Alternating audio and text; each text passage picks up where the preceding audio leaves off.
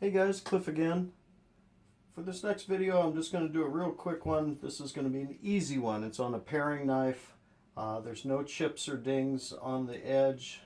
It's almost a zero grind. It's only going to take just a second to get it down to where it needs to be.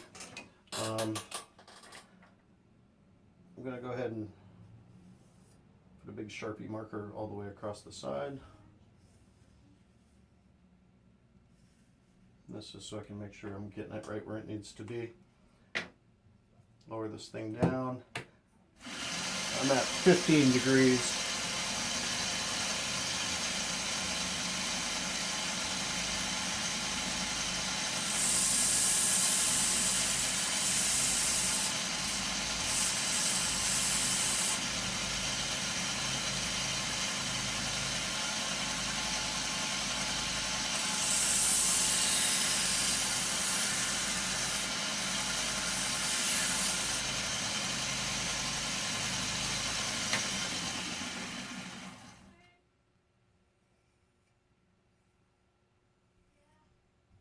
Okay, that's really all there is to it.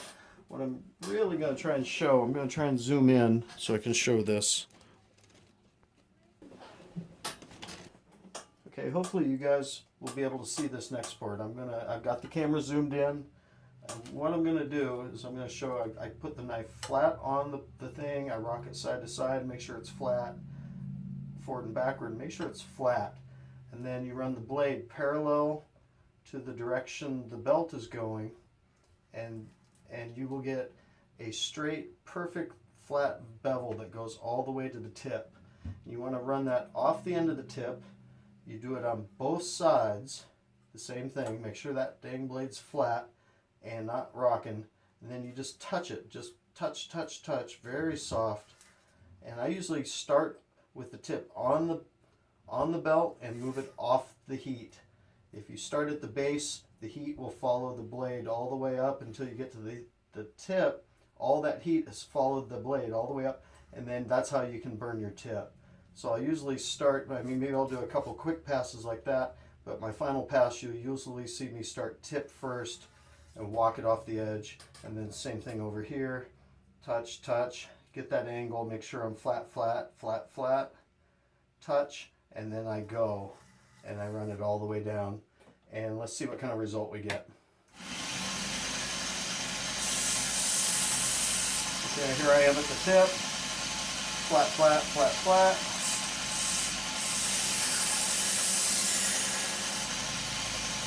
Beautiful. Okay. Flat, flat, flat, flat. And I know right where I'm at. I can hear it.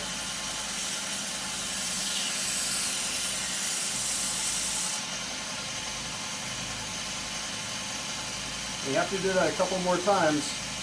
I have to do that a couple more times until the bevel moves back and we get to that point, but we're almost there. So flat, flat, flat, flat.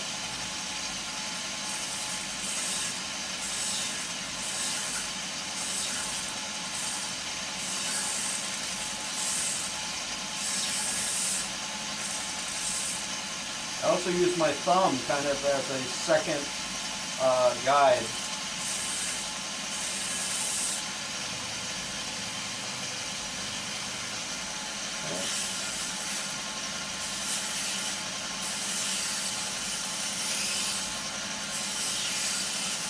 And there it is.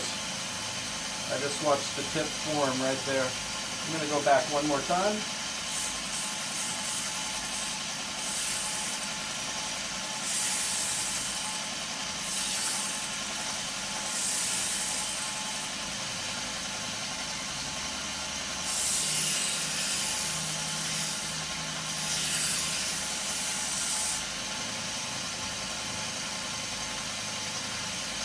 It's not quite a perfect needle yet, so just barely touching the wheel.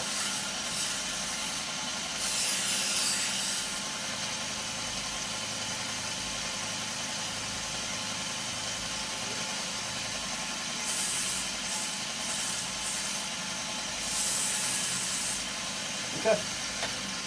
So hopefully that showed up on the camera. This is my first attempt trying to do some close-up work. And now I'll go ahead and I'll show you what it looks like under the scope. I'll be right back. This is a great example of the kind of fine control work you can get with the Harbor Freight's 1x30 and the angle guide. As I come down here towards the tip, you can see that we didn't quite finish at the very end. I got some little spot there on the end. Okay, this is just a final look at the paring knife, needle point tip. I finished off the process. I went 600, 1200, 3000 grit, and then I hit it just lightly with the leather. And let me go ahead and walk right up here to the point and get to the point. And there's our point. You can see where the leather kind of rounded off right down here towards the edge. But the point is needle sharp, and that's really fun. I've found I can get a splinter picking, you know, extra super needle sharp point better with the angle guide on the belt more than with any other system I've ever tried to use.